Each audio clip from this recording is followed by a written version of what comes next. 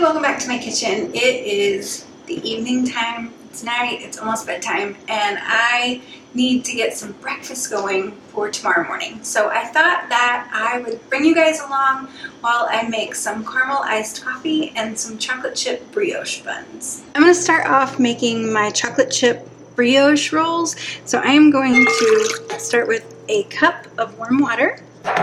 And then to that, I'm going to add a tablespoon of yeast. Directly on top of that, I am going to add about half a cup of honey. My honey is pretty granulated. It got cold. And if that happens to you, especially if you order honey from Azure Standard, because a lot of times, because the honey comes on a refrigerated truck, it will get granular, but that's okay. You really don't have to worry about it. You just heat it up and it melts right back. So I'm going to start with about a half a cup. I'm not actually measuring this, but if you feel more comfortable measuring it, then you can. But yeah, about a half a cup of honey. Since that water is warm, that's going to start to melt in there, which is great. That's what you want. And to that, I'm going to add 3 cups all-purpose flour. I am going to keep my flour handy because sometimes this recipe can get a little wet, and if that's the case, you can just add a little bit of flour to fix that.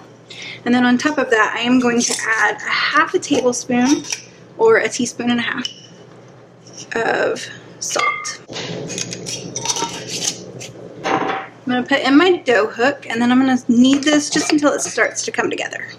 So at this point, I'm going to add my butter. I think brioche almost always has egg in it, but this is actually an eggless brioche because it has a lot of butter. I'm going to add about a stick of butter to that. And then I'm going to turn it on, and I'm going to knead it a little bit more and see if I need to add any more flour or any more water to it. In the meantime, while this is kneading, I'm actually going to get 4 cups of water boiling on my stove. So I'm just going to show you guys what this dough looks like right now. It's still really slack. This is definitely not as kneaded as we need it to be, but it's also pretty wet. So I'm going to go ahead and add about 1/4 cup more flour to it. That can happen if it's a little bit more humid in the room. Sometimes the dough can get a little too wet. Okay, so at this point, this is what our dough is going to look like. It's stretchy and soft and supple, and so I am going to add in about 2/3 of a cup of chocolate chips, and I'm going to give this one last knead. We've got most of those chocolate chips mixed in. I'm just going to give this one quick knead by hand just to get them all mixed in really well. I want them to be fairly evenly distributed. That looks pretty good to me. So this I am actually going to put just in a smaller bowl. I'm going to cover it with some plastic wrap and put this in the refrigerator, and that's all we're going to do with this tonight. So my water has come up to a light simmer. I don't want it to be like super, super, super hot because I don't want to burn the actual coffee. But I'm going to take a half a cup of coffee. This is a 1/4 cup measure, so I'm going to do 2 of these in my French press. And then I'm going to add my hot water right on top of that. Perfect. I'm going to put the lid on and then just set this aside to let that steep. And I'm going to go ahead and get everything else measured out and put in my container. I have made a big mess, so I will clean that up first. So the first thing that I am going to add is some caramel sauce. So you can buy just like a thing of caramel sauce in the like ice cream sundae aisle at your grocery store, or you can make it. It's super simple to make. It's a very, very basic kitchen ingredient. I made this one homemade.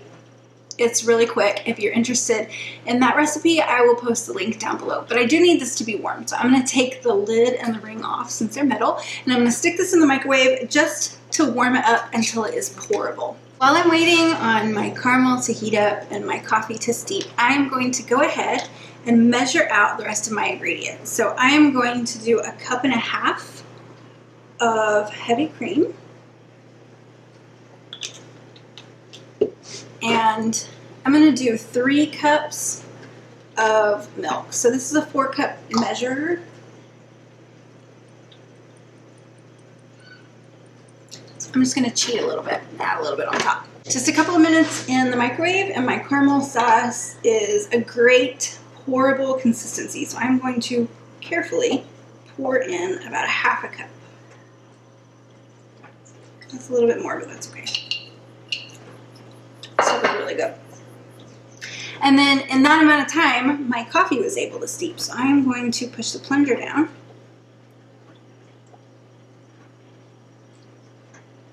Ooh, that's my favorite part. And then I'm going to add the coffee right on top.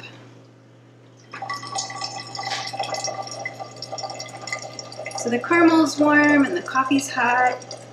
And that's going to ensure that that caramel mixes in really well with that coffee. You can already see that it must be mixing in because the color of that is so light and creamy.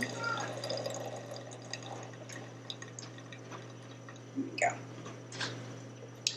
But just to be sure, I'm going to put the lid on and give this a good shake. You can see the bottom there. There's not just a layer of caramel, so that has mixed in really well. Woo.